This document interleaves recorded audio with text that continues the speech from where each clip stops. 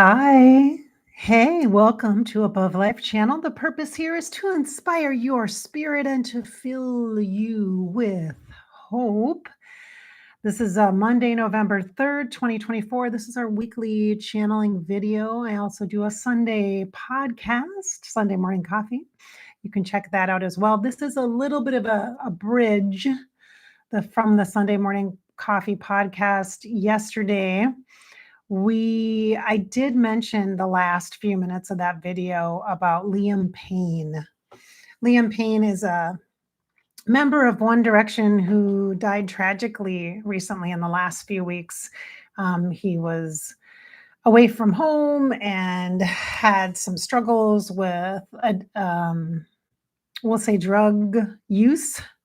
And I want to say addiction, but I don't know if that's appropriate to say. And I really am, as you know, on Above Life channel, I've channeled celebrities for years, and I haven't devoted this channel the last year to specifically to channeling, partly because of my recovery from open heart surgery and the sensitivity of my energy.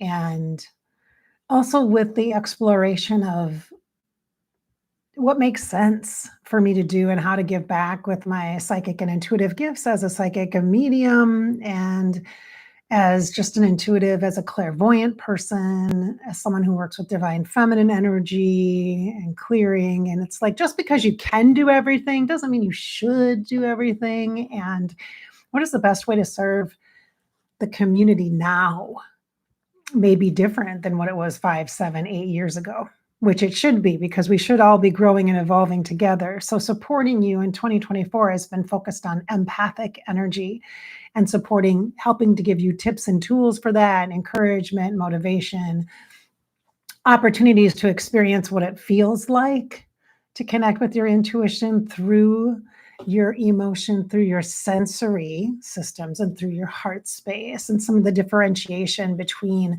the mind, the heart, the body, the soul, as far as intuitive connection or energetic connection. So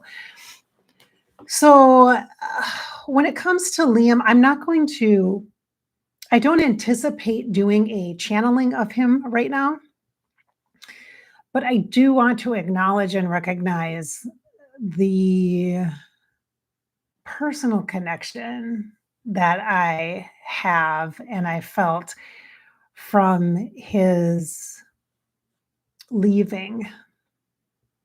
So I want to talk about that just a little bit and talk about around the energy around that experience and how I was informed and that kind of thing. And so hopefully it will help perhaps some of his fans or some of the people that are kind of a couple of rings out kind of feeling this and not really sure. It's an odd timing for us here in the US because there's also an election, a presidential election, and lots of different political seats up for re-election here coming in on Tuesday, tomorrow. And so there's a lot of energy around all sorts of things going on today on Monday, November 3rd. And so I want to be in acknowledgement of all of these things, but I also want to talk about what feels top of heart as well. So I want to give some recognition to Liam Payne's passing and talk a little bit about the energy of that so that you as an empathic individual can feel and understand the reverberations, the rippling effect of these kinds of experiences where someone famous or well-known, someone in the public eye leaves when they leave. Whether it be on their own accord, accidental, in this case, tragic, or like before their time, not just from old age, not everybody can be Jimmy Carter, right? Or Rosalind. She just transitioned a month or so ago too. So Rosalind Carter, his wife, so former First Lady. So I think I'll start by just acknowledging the humanity of Liam's death and transition with a deep heartfelt recognition for those who struggle with the intensity of human life and emotion, regardless of our experience, whether you're public or not public or what have you. The pressures that you feel are real. There's no real comparison. There's not like this hierarchy of how much more difficult or harder. It's like I'm not going to one up him and compare him to you in a way that's like, well, of course, he had a lot of demands on him. Of course, he had a lot of challenges. Like he said, I'm part of a boy band kind of a vibe. And with the impression that is extraordinarily difficult to be. And that was like a time, a genre of life that was not easy. Other bands like NSYNC and Backstreet Boys and such, and probably even New Kids on the Block and even the Beatles going back, and the Monkees and all that kind of stuff. Everybody, every generation, I guess, has their thing, so to speak. Spice Girls, whoever you would identify with as and now like there's BTS, is that what it is? Like the bands, the pressure on the young people and such. And then you think about the actors, like the people in, like the Brittany Murphys and the Cameron Boyces. And I know that their deaths were different. They're like, I don't want to lump all the circumstances around or the occurrence of someone's death or transition into one category, but I'm acknowledging the pressures of the public figures and the people who are like in the movies or on television or the Disney Channel stars or the Nickelodeon stars. And we all have been hearing about the trauma in those environments. And that has been going on forever in old Hollywood. Old Hollywood. And so it's not a surprise. It's just a recycling of old patterns and fucked up power dynamics, quite frankly. So Liam's scenario or circumstance, sadly, is not uncommon. And that don't make it right. Just because it happens to everybody or happens to a lot of people, or they chose that to be public, blah, blah, blah. It's like telling a woman, well, you wore a skirt, so, you chose that. I mean, come on, seriously? Like, I know that's really dramatic, but it's true. If you think about the comparisons, you can't compare stuff. You can't compare trauma. It's not like a badge of honor. It's hard to know that we as a society and as humanity are connected by our tragedy, and that we come together on things like 9/11. That's when we unify. Or we come together on natural disasters like hurricane relief, and that's when we drop our political personas and we come together. Or, I mean, come on. And then we have these different degrees of acceptance as far as trauma that people have been through. And like, look at current events like the Menendez brothers, and look at perspectives on abuse and power dynamics and things that we are, I would hope, collectively beginning to heal, because individually we're willing to heal. And yet the struggle causes so many other consequences to everyone, like addiction. Addiction is a consequence of stress and pressure. And with Liam, everybody knows by now that he died of a drug overdose. Well, how do I say this? I don't know if it's public, actually. I don't really know that. So here's how I found out about Liam Payne and him dying in a hotel, falling off a balcony in Argentina. That's what I know. My daughter texted me and she was upset. It was part of her childhood, her teenage years, those really impressionable times. And like One Direction was a band, a group that she identified with that helped her through, like we have maybe had Prince or Michael Jackson or whoever we had in whatever genre or generation you had. And again, not without fault. These are human beings who, make make bad choices, make bad decisions, break the law, do things that are, not healthy, we'll say, right?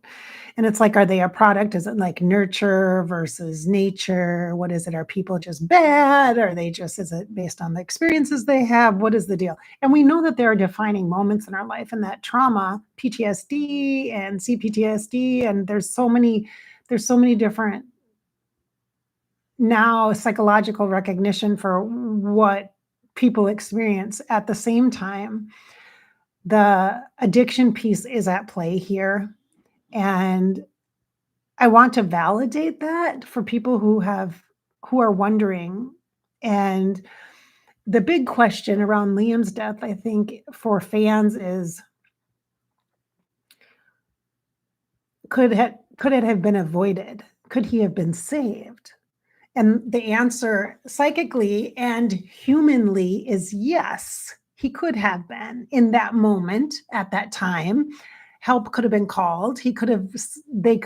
Anybody that was around, whether it be hotel staff, whether it be friends, entourage, whether it be random bystanders, could have called the emergency people or police, even if they had to get law enforcement involved to get him help so he could detox. I mean, obviously, from what I understand, he had been drinking and also had lots of drugs in his system.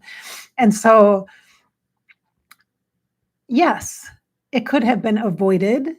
He could have been saved at that time, at that moment.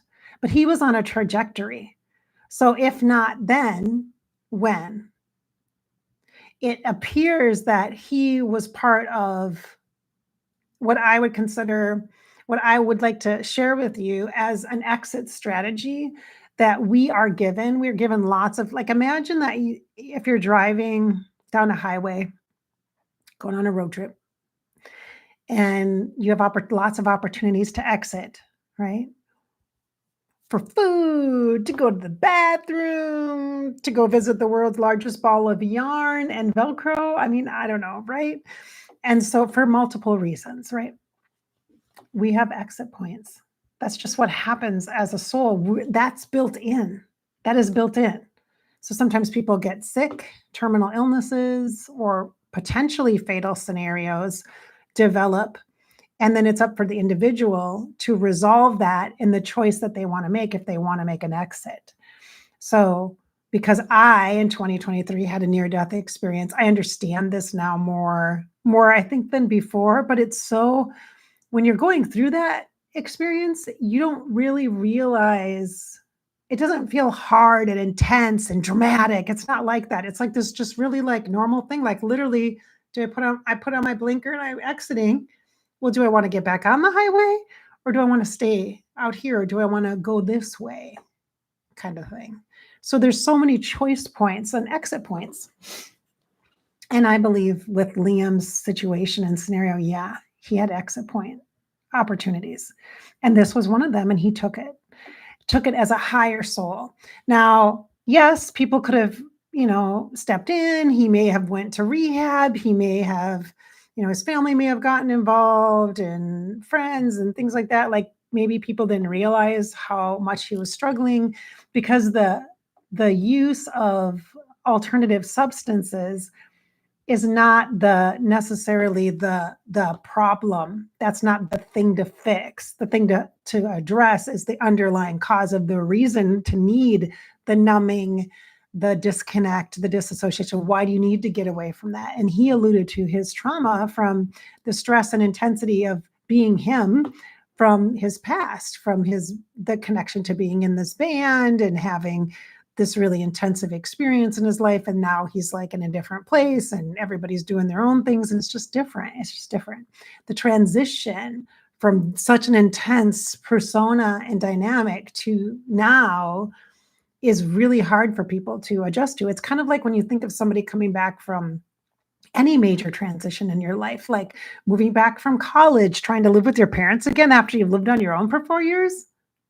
Really? Or trying to move back in with living with a sibling or something? I mean, not personal. I totally fine with my sister, but if I had to live in the same bedroom with that person again, oh my gosh, I'd be like, what? No. No, because you've changed and evolved so much, right? And sometimes it feels like the world stands still. Like people that I know in high school that went away to the military and were gone for 4 years and then came back, their lives were kind of like just frozen in time. Like they come back and then they're like everybody else has been through school, college, gotten married, has different jobs, has moved, has a whole different life, has a house, has all different kinds of scenarios, right? And the person that comes back and is plopped in is like, oh my gosh, like there's a transition that happens, just like veterans too that come back from war, right? Um, so when it comes to the addiction piece, I am going to say, I think it's fair to say that that is at play here, but it's not um, it's like a means to an end, maybe I would say. But what is really, really important, I think, for Liam in his expression, he's really sweet, by the way. He's so sweet. He reminds me of one of my kids. He feels like he's about 22. He really feels like my kiddo that's at Iowa State. And he really feels sweet and genuine and very sensitive. And I can feel him, and I'm not gonna push on the bubble that's around him. I alluded to the fact that he kinda has there's this bubble around him, and I think it's because of almost like the shock that he is dead, that he did transition, that it did happen. Like almost like disbelief, like, "Wait a minute, what?" Like, he almost, like, feels like initially and for a while, like, the shock of, "Well, I'm just high, or I'm just drunk, or it's just a dream," but really he's in the afterlife, and so kind of what it looks like to me is like, and I've seen this before, and I saw this for myself as well, that when you die and there's a medical thing like this kind of traumatic thing, there's like this you receive into almost like a recovery room area. It looks like you had a big operation or something and you're in this like recovery room. And I've also seen this when I've channeled people before. I've talked to your loved ones and such who've had experiences where they've had tragic deaths or they've unalived themselves or they've had an overdose kind of scenario type of a thing with chemicals and things. That there is a place that they go into that almost looks like a senior citizen place, like an end of life care place or a hospice place, but it's to transition into the afterlife and what that's going to look like for them because there's like this bubble around them. It's almost like a detox, but not in an intense way. It's like a therapy in a really, really safe, gentle, kind environment because it's almost like the mind has to be able to fully detach from the soul experience in order for them to be able to then evolve, heal the heart space stuff, and let the body and the mind be. So it kind of feels like this, almost like in this big watery tank or something, or like a big snow globe kind of thing. I don't, and saying this now, as I'm saying this, I don't want to have young people listening to this and being freaked out by it.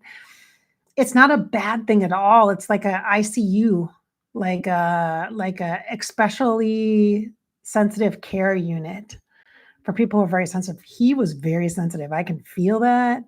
And I feel like a lot of pain, like with his mom. And he looks like he might have a sister or somebody that's like a sister or like a sister to him that are really, really sad. I also see somebody named, I think Rachel. It's an R name. I think it's Rachel or Ray or something like that. Ray, I would translate it as Rachel near him. And then also a dog, a little fluffy kind of dog, like it looks like a Benji dog. So maybe a terrier or a dog that's just really, really sweet. So it could be a metaphor of a dog where I've had a lifelong companion that I really loved, or when I was a little boy, I loved this, and when my life was simple, and now he's with me in the afterlife. It feels masculine, feels like a little boy, doggy.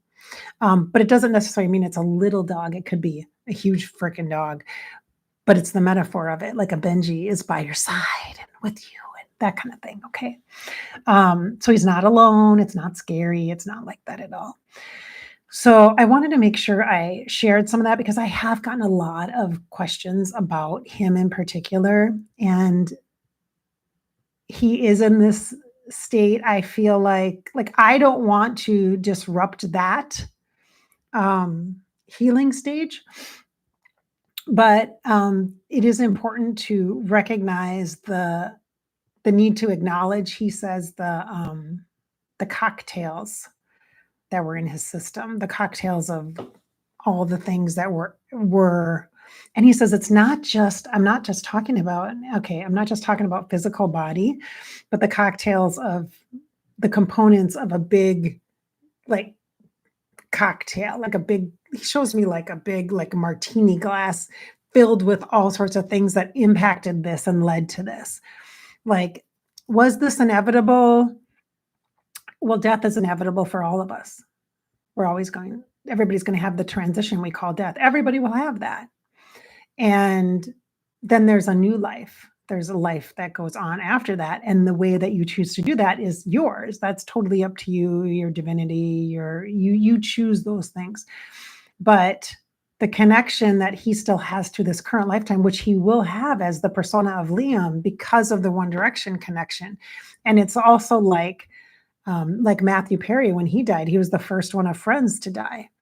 And so like that's an iconic thing that a lot of people can resonate with, and they hold that as part of a memory and a backdrop of life experiences and our personal memories. It's like that's the background of our photo album of our sensory images and memories.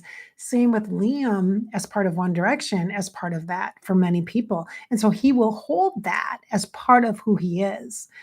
And that doesn't mean he's stuck. That doesn't mean he's a ghost. Doesn't mean he's going to stay here, whatever. He gets to decide what he's going to do and how he's going to handle this transition into the afterlife more fully. That's his personal business, and I'm not going to get into it because I don't feel like that's my place for him. I don't feel like that. See, do you see how I feel? This is why, like, the channeling thing has been a little. I really want to make sure that there's. I want to honor and acknowledge the healing for our soul, our spirits, and the handoff of us being able to ask ourselves what in our lives is at that point where we are using things to distract us from what? From dealing with what? From changing what? This is where counseling comes in. This is where a life coach comes in. This is where healers come in. Today I made a commitment to my beautiful, strong body to honor it in different ways instead of hardcore go, okay, now we're going to exercise. Now we're going to do this. Now we're going to, totally change our diet and like starve myself. Do you know what I mean? Like instead of like having the switch flipped for, okay, now cardiology wise, I'm good for a while. I mean, good. I get to, not have a bunch of fucking appointments and be a pincushion for finally I get some reprieve for that for many, many months. So yay, go me. But to honor my body and whatever path it needs to take for its own healing instead of me projecting, this is the image I see for you, body. You need to get back to this. You need to do this. You need to look like this. You need to be like this. You need to have the stamina and the resiliency again. And I don't have it. I don't have the endurance that I used to have. I mean, understandably so. Hello. But my point is the acupuncture, I have an appointment today. I'm doing acupuncture as that. So my question to you is, what can you do to support yourself in processing energy in a way that's healthy and not having your old personal memories be triggered and bite you in the ass? Because they are, it. Anytime you get so pissed off about something, there's an underlying piece of you that is asking to be healed, asking to be released, asking to be at least acknowledged, and just be like, you don't have to, it's not about fixing it. It's about saying, oh, okay. And when you acknowledge a part of yourself that seeks to be known to you, then it doesn't have any power over you in a negative way. Then you have choices. And I'm not suggesting you have to take action. The simple act of awareness and recognition is healing and profound and releases you from the stress of trying to hide the pain, of trying to stuff the past traumas you've had, the horrible things that have been done to you at no fault of your own from your childhood, from your adulthood, from the fucked up relationships you've had, from the abusive people in your life, from your own misunderstandings about how to be a person. Just by acknowledging that, witnessing that in yourself, that is healing. Because you say what you're doing is you're recognizing in yourself, you're recognizing a value in you that you are worth recognizing. That pain is worth recognizing. It doesn't mean you have to live with it or wear it like a badge of honor. This happened to me when I was 7. Look at that. Look at that. You know? And I recognize this for myself. Like, my open heart surgery is a part of my story, but I don't want it to define me. That's not the only part of me. My psychic awakening and awareness for like 20 years this year, right? Of being a psychic medium and an energy coach and all of the cool stuff that I've been able to experience as a clairvoyant person. That just doesn't define me by itself. Like, that's not the only part of me either. And the paranormal experiences I had as a child, that doesn't define me. The fact that my dad died of AIDS, that doesn't define me. So all of these little pieces and particles create the puzzle of our lives, our identity, the bigger picture of our identity. But we're not just one thing, we're many. We're a collage of things. So because of that, acknowledging a painful part of you or acknowledging a trigger or being in awareness that anger is protecting, it's a protective coating over the pain, and then reaching out for some assistance if you want to unpack that, if you want to work with that, or if you just want to do it at a body level, somatically, doing things that like meditations or using sound healing or walking in nature, doing some nature bathing, forest bathing, or just by walking in the forest. And there's so many things: acupuncture, acupressure, chiropractic care, massage therapy, tapping, EFT, neurolinguistic programming. There's so many things that are available to you to support that. So it's not like you have to just sit in front of a shrink and talk, because talking is also a brain thing. Okay. It's also a sensory thing, by the way. It can get energy out of your body. It's a way to give voice to the feeling that you have or the emotions, and recognition of the stuckness, the things that are stuck and hidden in the pockets of your body that deserve to be open and flowing. And that energy stagnancy it bites you in the ass. It sneaks up on you.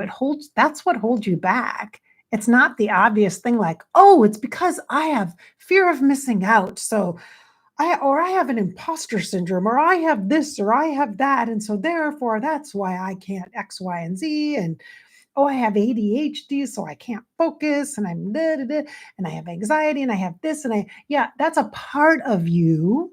That's a piece of the bigger picture, but it's not the limitation that you have to live with for your entire life history now. And so often these vices that we have, especially with addiction, especially for the sensitives, it can be a way to escape the trauma and protect from the memory. But it's also extremely toxic to this lifetime that you're in. And I give props to anybody that is in recovery for anything: food, alcohol, substance abuse, whatever your thing is, whatever your vice is. Like, I would probably have to say that mine might be food. I don't really drink at all anymore now. I mean, it's not just not healthy for my aorta. It's like, do I really want to like pour that stuff into my body right now? It's like drinking astringent. No, probably not. Um, but yeah, I'd probably say food would be mine. Like sugar, specifically sugar. Like you guys have heard me talk about my donut issue. But I also have a caffeine thing too. I drink coffee a lot, and and if you ask yourself, why do I do the things I do to kind of avoid or distract from what's really up, how I'm really feeling, I know that my caffeine thing and my sugar thing is kind of counteracting my medication that I'm on. So I'm on some medicine still. I've gone off one totally fully 100% and one I've gone down on, which is amazing because they're really big. Those are really big things. But I'm dealing with actually two of them I've gone down on. I'm kind of dealing with my body's trying to like adjust now. It's a little weird right now.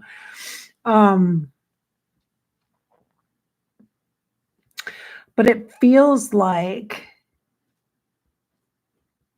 I know that is the sugar and the caffeine is to give me this sense of having energy, of being able to take action, of feeling more alive when two of the meds that I take make me so tired. And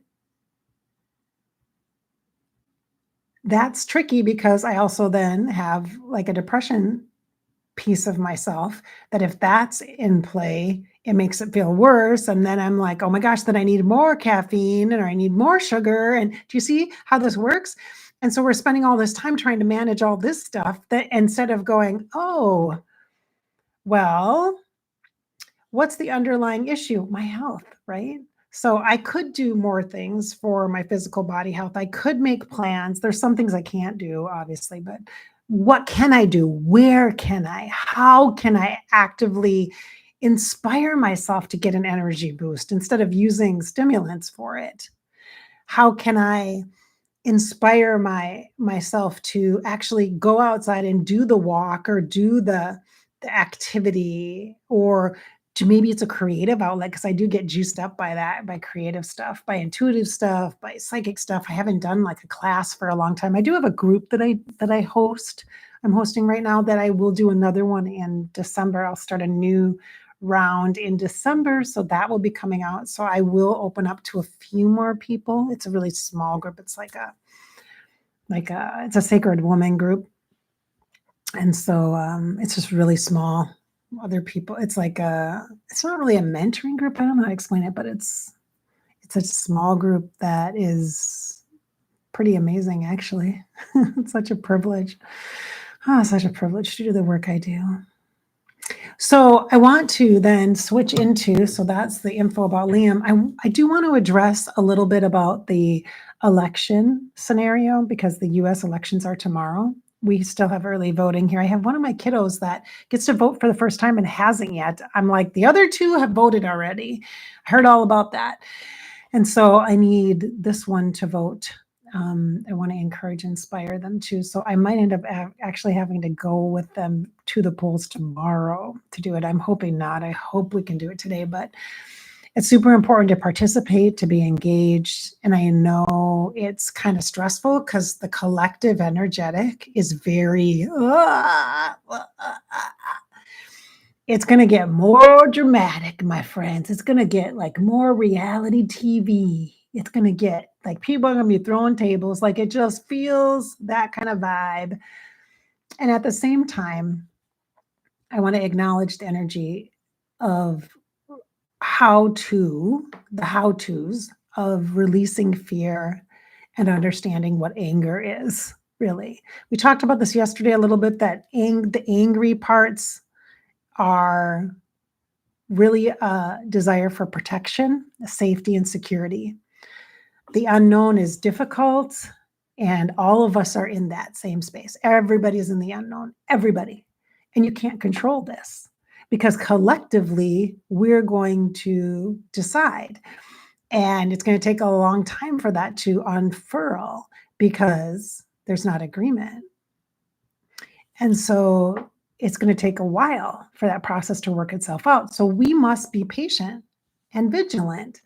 And so literally you can light candles and honor the energy of just movement and gentle movement, not eruption, not disruption. It's going to happen. It's just going to be part of the landscape right now. It's like you can't control the weather. It's the same thing energetically. People are going to be blowing their tops. It's just going to be the way it is.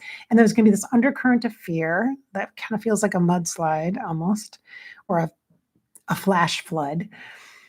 But you don't have to buy into the overwhelmingness of it. You don't have to let it overtake you.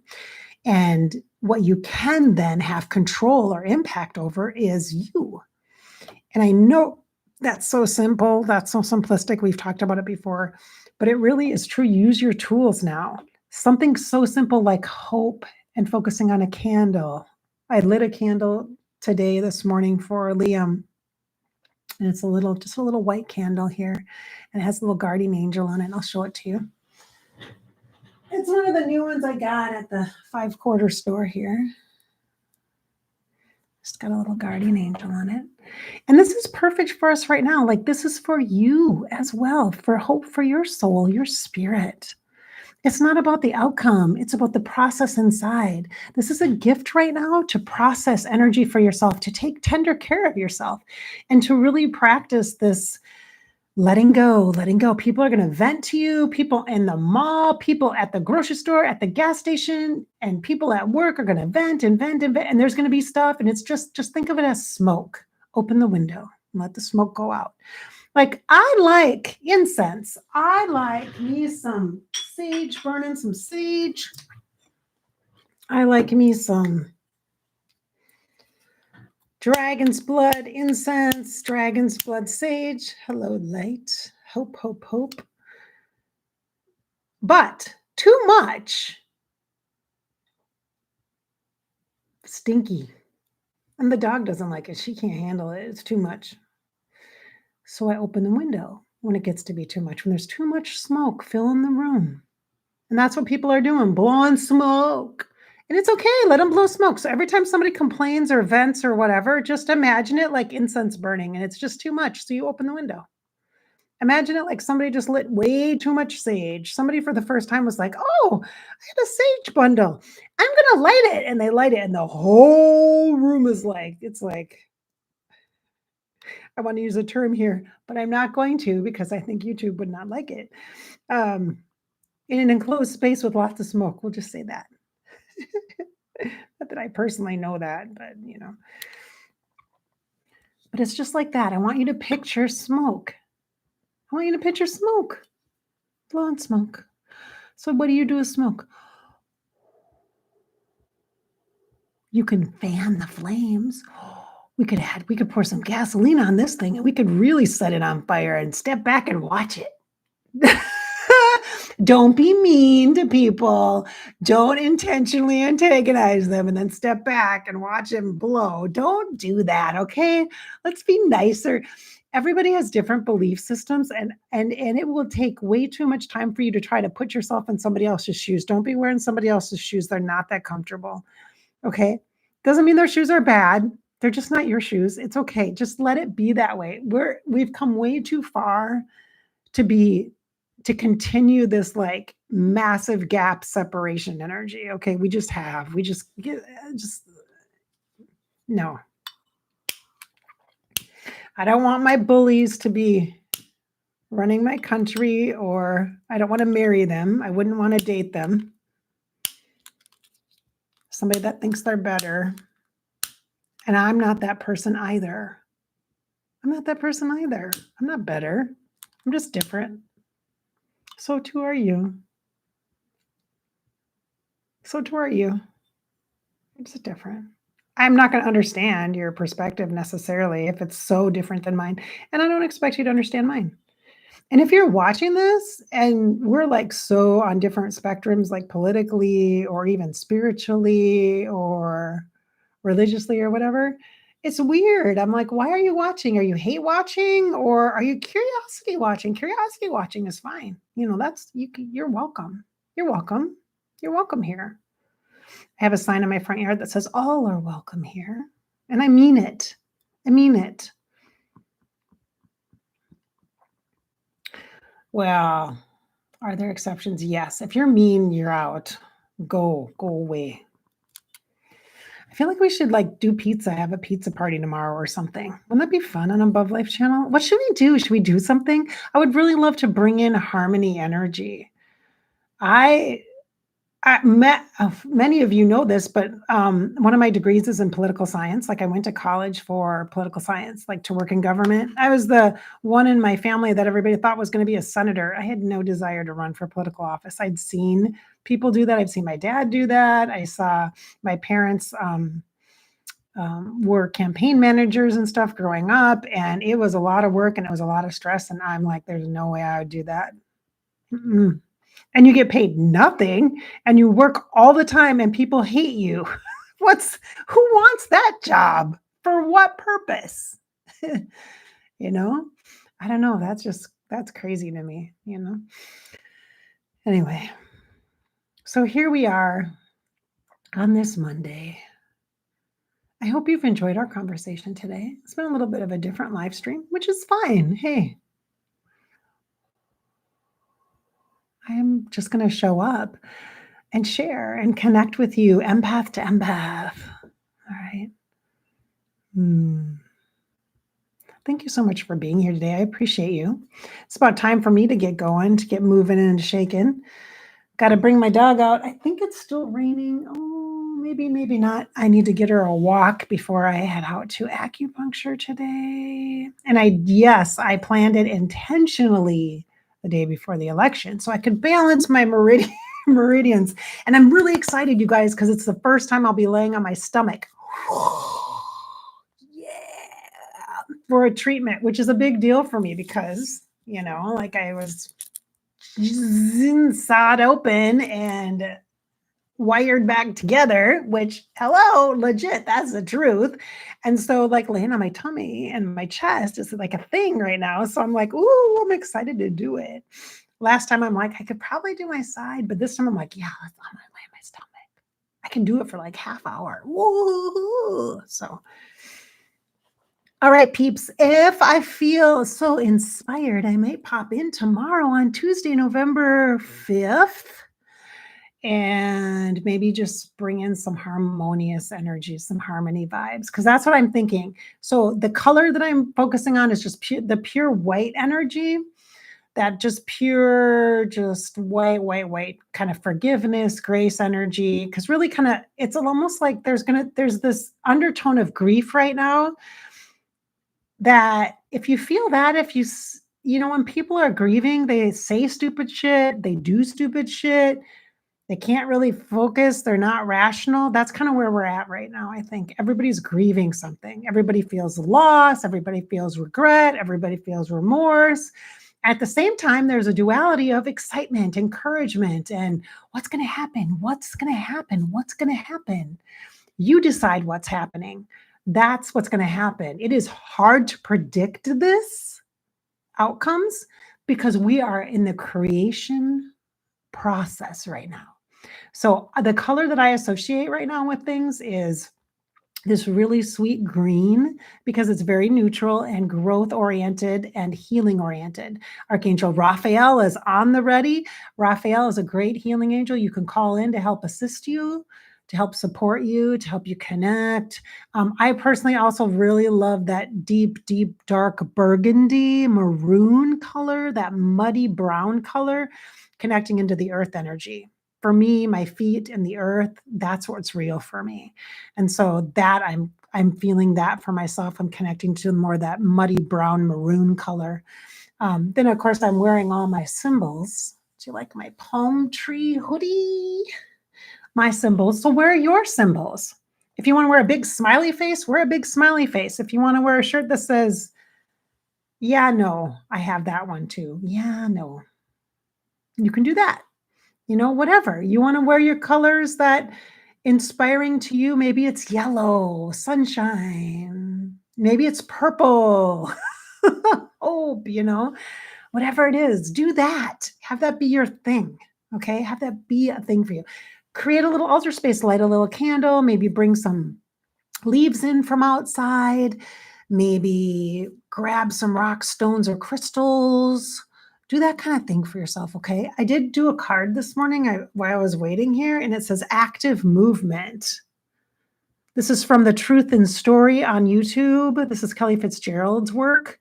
I love this. This is an independent published deck, so it's not cheap, but it's worth it. It's fucking awesome. I love this. And the guidebook is a PDF form, or you can actually have it printed on demand, which that's where the expense comes in. The actual cards aren't expensive. They're beautiful.